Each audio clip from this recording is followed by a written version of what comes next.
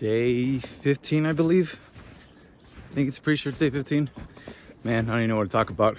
I'm sure people have already heard about GameStop and Wall Street bets and what's going on with that kind of stuff. And I'm sure for some people, this is probably the first time they're hearing of what a squeeze is when it comes to stocks. But again, I'm not very familiar with any of it. I know basic terms, but I'm not nowhere near no fucking expert like some of these people are. And again, like I mentioned in the last video about momentum, man. Momentum goes in financial markets as well. There was an interview with Chamath and some, I think it was an MSNBC dude. His name was Scott, and Scott just kind of comes off like an asshole, and an arrogant asshole too at that, who doesn't really listen to what Chamath was saying. If you guys don't know who Chamath, again, I'm probably mispronouncing his name, but if you don't know who he is the CEO of Social Capital, and he came across my radar a couple weeks ago. He's like a very intelligent, very interesting dude who has a lot of fresh ideas for what capitalism should look like. So in this interview, he's trying to explain to the anchor, the host, whatever you want to call him, the puppet robot, what he looked like. He's trying to explain to him why he thinks this thing that's going on with what they call the retail investors, what's going on with them, why it's not market manipulation, why it's not what they think it is. And the crazy thing is that today I go onto my Robinhood account. Turns out GameStop was not supported by Robinhood at the time. AMC was not supported. BlackBerry was not supported. Nokia was not supported. Bed Bath & Beyond was not supported. And it's kind of weird, right? You're like, wait, what? And then it turns out they allow people to actually do things if you had stock in that, right? If you did have stock, the only thing they allowed you to do was to sell it. Now that's kind of fishy. That's incredibly fishy. Why is that fishy? If there's only one thing you can do is sell, and you've locked out, quote, these retail investors from buying, who is selling what now? This one option you're giving these people to do, to sell, who's buying that? It's not me. It's not people opening up their Robinhood accounts to try to buy more GameStop, or trying to buy more this or whatever it is they're trying to buy. It's not them. They have no access to it. So who's buying these shares at $100 and something? Again, down from the $300, $400 I think was the high.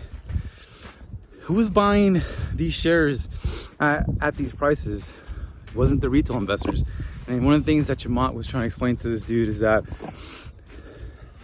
how is it okay for hedge funds and hedge funds dudes to have these kind of talks, these kinds of discussions about companies that they're trying to short, ways they're trying to make money?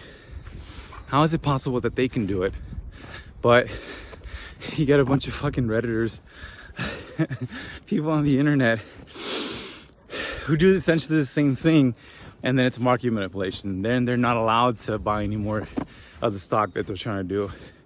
They can only sell it. Sketchy. Anyways, the reason I bring this up, again, momentum. You got that momentum going. They had a huge momentum going into the rally. Not quite sure how it's gonna play out. It should be interesting. It should be really interesting, because one of two things is gonna happen, right? GameStop's gonna crash, and those short sellers, Melvin Capital, they're gonna make a killing. They're gonna make their money back. Or two, it won't crash because no one's selling. And if no one's selling these stocks, maybe it'll spike back to 400, 500, who knows, maybe even higher. I have no idea. Again, I'm not smart enough to understand any of this, but I did find it interesting that here is a real life example of people on the internet, access to information, which again is something that back in the day we didn't really have access to. No one has access to this kind of information. Hey,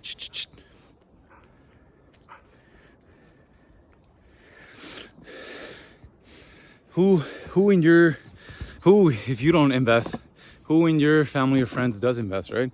If you're not already surrounded by it, Finn, let's go this way. If you're not already surrounded by it, do you invest? Probably not, right? Probably not. So now that you have this momentum of information that's coming at you, that you can look up, that you can research, you can spend your time to digest, to learn, and then access to an application, which unfortunately, again, Robinhood closed, wasn't supporting it as of this morning. But they did provide commission-free trades for people, which allowed a lot more people to jump on the train of trying to invest their money. That momentum of information, access to that information, and then be able to do things with that information, aka putting their money on things they thought worthwhile. And for the people on the subreddit, Wall Street Bets, those that saw it through some other way, shape, or form, put money into it. Again, back in the day, we didn't have access to this kind of information to be able to build momentum that quickly. So I just think it's a fascinating example of what momentum can do, especially in this day and age, of how momentum can be used to leverage against, I don't even know how many total assets that Melvin Capital firm has, but probably in the millions, maybe in the billions. And though from the way it looks like from the outside, it just seems like they fucking took a loss on that one, right? Or if they didn't, they're still trying to recuperate that money by doing some shady shit, like preventing people from trying to buy that stock. So again, it's fucking weird, but it's interesting because you don't know what's gonna happen. No one does. But it's interesting to see how this could all play out. Maybe there'll be investigations, maybe they won't. People remember 2008. Those that don't, there's a movie on it called The Big Short. Again, I'm not intelligent enough to understand exactly what happened. My understanding was that institutions were selling these bad mortgages that they knew were gonna fail, aka they knew the people that were borrowing this money didn't have the capability to pay it back, and they were able to sell these loans as securities, as investments to insurance companies, to other banks, and package them in a way so as they looked like they were safe investments. And I think Moody's is one of the organizations that rates these investments. It's also a documentary out on Netflix called Dirty Money. Highly recommend it. Again, it's gonna make you hate banks. One of the reasons I closed Wells Fargo, I don't bank with them anymore. Right now I'm with Sophie, which has been treating me really, really well. Probably talk about that in another video if people are interested. Let's go, Finn. Let's go. Come on. Let's go. They were selling, again, these bad faith loans and packaging them in a way as to make it attractive. AKA they were taking dog shit, putting it in a fucking bag with a bunch of other fucking things, knowing that they were gonna fail, and selling it to other companies. And what ended up happening, nothing happened to them. I think a couple of the firms went under. Other firms made a fucking shitload of money. Matter of fact, they got bailed out. Our tax money bailed them out, which again, don't quite understand that. I don't know how that happens. There's this term called too big to fail. Again, I'm not intelligent. I don't know what that means, but my assumption is that these things are so entrenched, this way of doing things, these institutions and their systems are so entrenched in how governments, businesses, and these financial systems are so interlocked that to let one of them fail would essentially mean the whole thing will collapse. To me, it sounds like a house of cards. I think if you go into something knowing the risk, you go in it fully accepting that the possibility of a loss is there. And it seems like, again, this whole thing with what happened with 2008, they didn't give a fuck. They didn't take a loss. They actually got bailed out by our tax money. What's happening here now with this whole GameStop thing, the momentum of everything, of how everything's happening again, it just seemed like they couldn't take that loss. They couldn't. Maybe it was ego. Let's go, Vin. a shit ton of money, because billions of dollars is a lot of fucking money to be losing. But again, doing these kinds of risky experiments, taking on these kind of risky investment, whatever it is, right? Money making schemes, whatever you want to call it, knowing there's risk involved. Someone beats you or someone outplays you, instead of taking the loss and be like, you know what, fuck, let me figure out how they beat me because I thought we had that shit in the bag. What do they do, right? We go back to practice. Let me try to figure this shit out. Looks like they forced a lot of the brokerage companies to not sell, or rather to not buy shares, to not allow those people, the retail investor, the small guy, the peasants, to buy more shares of GameStop because they think it's going to keep going up. Again, to me, it seems kind of scummy. We'll see what happens. Maybe nothing's going to happen out of this. Everything will go back to normal. But knowing how the internet is,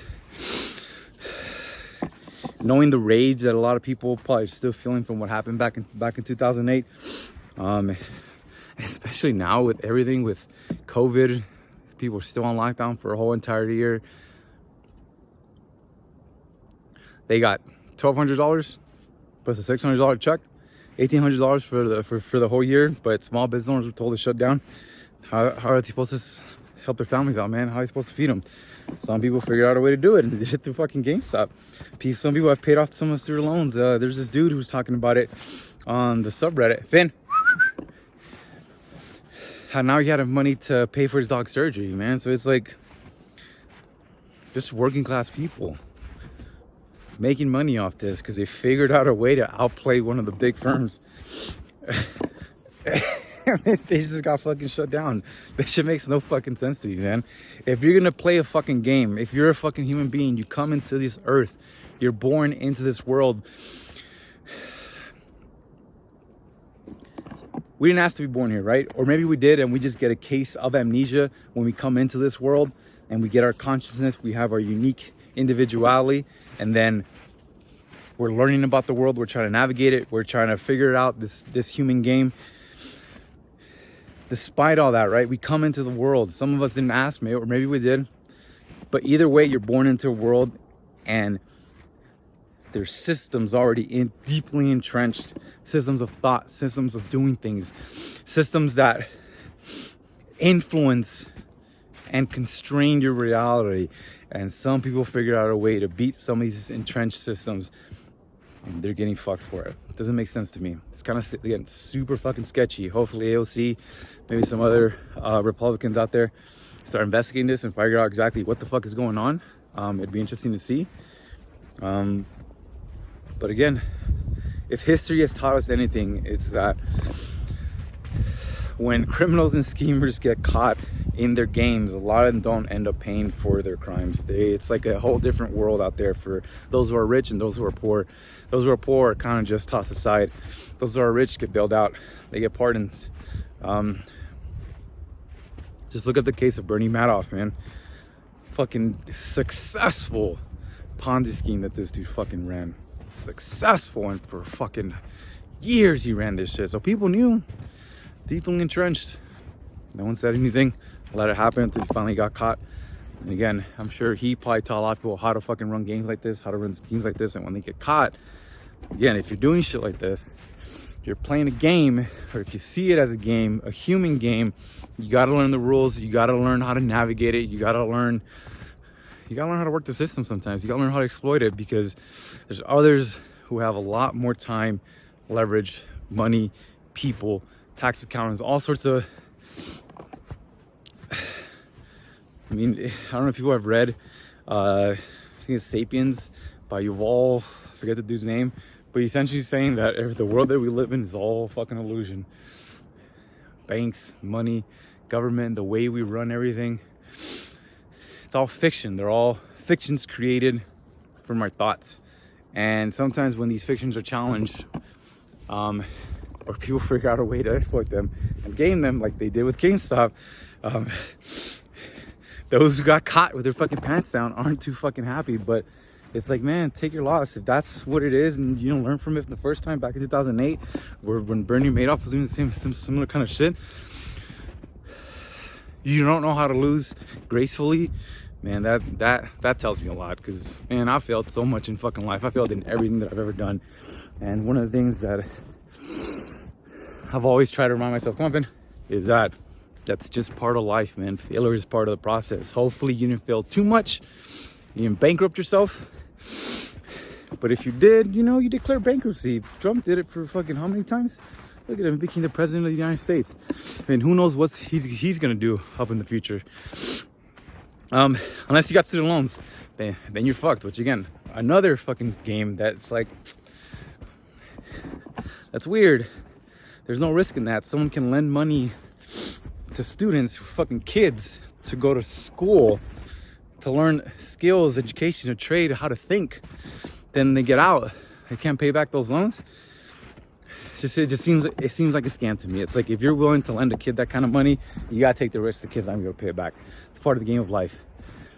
Without risk, rather, I should say, come on, Vin, hey, without the possibility of failure, it's not really a game anymore. It's a system of control. Because those who already have all the leverage, who have all the power, who know exactly how to play the game, they're gonna win every time. And what's the point if you're always winning, man? Or if you do get outsmarted by somebody, and instead of being like, oh shit, you know? Imagine Michael Jordan, right? Imagine if Michael Jordan, instead of just taking his losses and getting better, I don't know if people have seen The Last Dance, you can see his competitive mindset, trying to get better, try to take those losses and just get better, exploit the other people's weaknesses and just get better. Instead of doing that, what if he was just like, man, fuck this shit. I'm not playing this fucking stupid basketball game anymore. We're changing it. Now every time I make a point, it's 10 points. Every time you guys score, it's only 1. Like, what kind of game is that, man? That's not a game. The system of control that those who are on the losing side, or those who are stuck, burdened with a financial constraint, like, some might not ever get out of it, man. They're gonna be their whole life paying loans to somebody who didn't even take a risk. She was guaranteed by the government, by their taxpayer money. Like, again, none of this shit makes any sense, but the idea of momentum, there's momentum going on in the financial markets now. The irony was exposed by what they consider themselves a bunch of autistic retards. Again, no offense to anybody. That's just how it's the term of endearment for each other, and they figured out an exploit, and here's hoping, you know, if it works out for them. We'll see. We will see in the coming days, in the coming weeks, the coming months. Hoping it works out for them, but it reminds me of what momentum does and what it can do, and how if you think you have a solid play on your hands, and even if everyone else doubts you, everyone else is calling you fucking dumb or whatever, they're telling you it's a stupid move, but you have the conviction to follow through with it, then you build momentum behind it, you build a movement behind it, like with the GameStop thing. You make news, man. You make the headlines. Then your attention of other people were trying to stop that. No. You figured out an exploit. Come on, man. You figured something out that we don't want you to win like that. No. You cheated us. You didn't get cheat. You just got outplayed, man. Take your losses. That's what it's about. Learn. Get better. Day 15. Peace. Want to say hi, Finn? Come on. Yeah. Let's go, Finn. Let's go. Let's go. Let's go.